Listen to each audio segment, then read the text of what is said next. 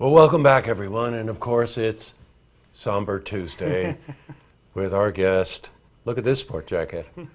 Trotter! It's all about money this week. All about money this week. It is it?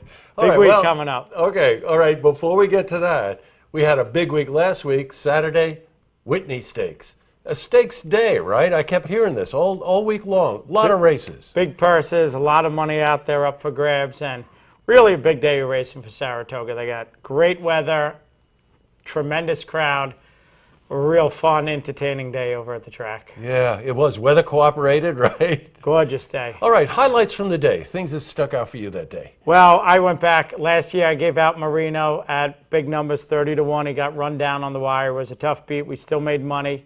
As a handicapper, you got to stick with your horses. It looked like Marino was lone speed in the race. I talked about it last week. Yeah. Weapon of speed is dangerous. You know, Yes. You get on that track, you're alone on the lead. Tough to run him down. You got 10-1 on him this time. You paid $22. Big favorite, Palace Malice, off the board. For a better like me, getting 10-1 on Marino was a gift. Christmas come early. Christmas come early. I'm not surprised. I loved him. I loved him last year. I took a tough beat. I didn't give up on him. Looked like lone speed in the race. We talked about pace of the race. And he just snuck away. And they got soft fractions. He slowed it down. And he got away with it. And $22 on a grade 1 horse like that, that's kind of a gift. Like I said, you don't get too many gifts like that up here at Saratoga. No, you don't. You know, before we went on air, I was telling Trotter that a buddy of mine, who's one of the owners of Wicked Strong, was in town this week. And he landed on Wednesday. And I said, well, how's the day, you know? And he said it was a mess. The rain had just really turned it into a mudslide.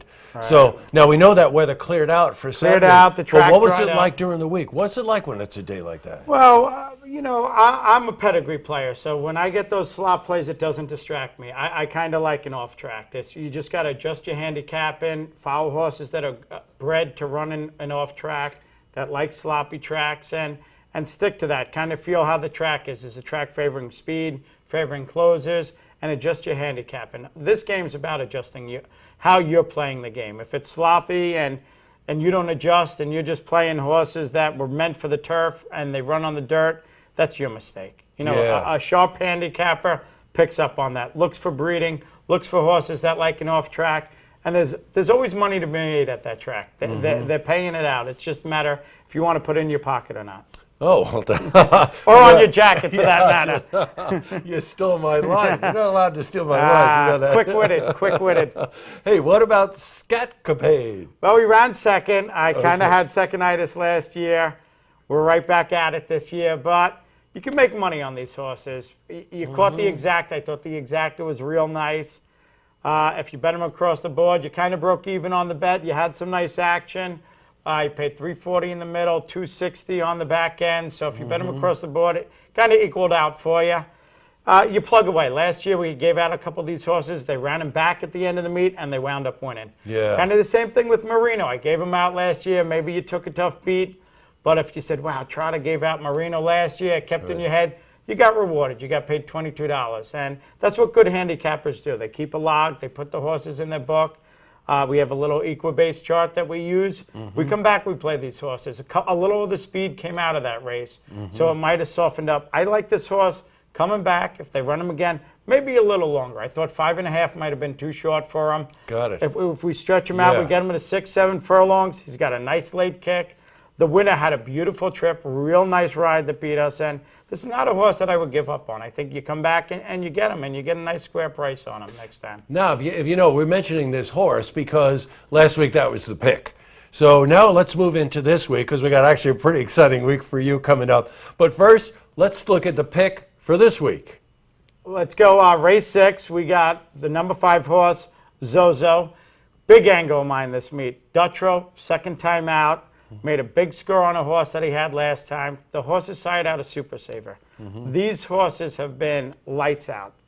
Second time out, they've been running real well. 3-1 morning line.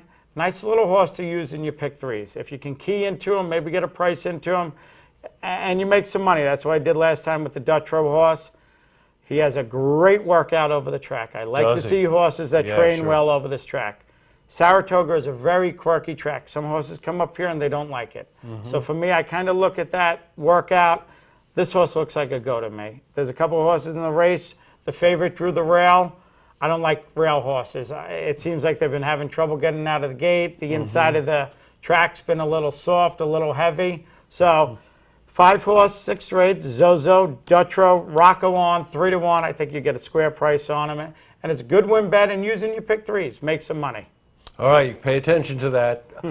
Look, this week, as if you can't tell from the way this guy talks, the Saratoga Handicapping Championship takes place tomorrow and Thursday. 2-day You contest. gonna win this thing or what? I got to be the odds-on favorite. I'm hot coming into it. I've had 3 big days, the last 3 days, including Marino on the Whitney. I came back, hit a nice Grand Slam on Sunday, wound up paying $380. Wow. I had it a couple of times, we'll say. And just coming in the meet hot. It's about being positive, confident with your picks. Home field advantage here up at Saratoga. It's about taking home the money. We got $250,000 in prizes. Yeah, you said that. Guaranteed $100,000 to the winner, if not more, because I think they got a couple extra entries.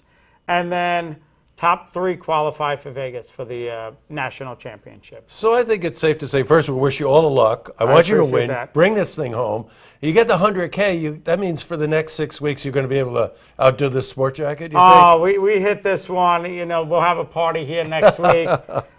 Soft drinks for all the boys in the back there for all their hard work. And I'm just excited for it. The best of the best show up here for this 2-day contest. And you need a little racing luck, but you got to do your homework. And tonight's about studying, staying in, opening up the form, and really hitting the midnight oil and trying to get finding some nice value plays, a couple nice plays for tomorrow. Well, you know something. Not only do you know what you're talking about, but you do your homework. I know you do. You got to do your homework. The way you talk about it. All right, look, best of luck. You win. We're going to know about our first thing next Tuesday. For Everybody sure. will know about it. It'll be on ESPN, I'm sure. All right, so we'll see you next Tuesday. I will be here, no Great, doubt about Charlie. it. Thanks. See this interview again? Head to our website, looktvonline.com.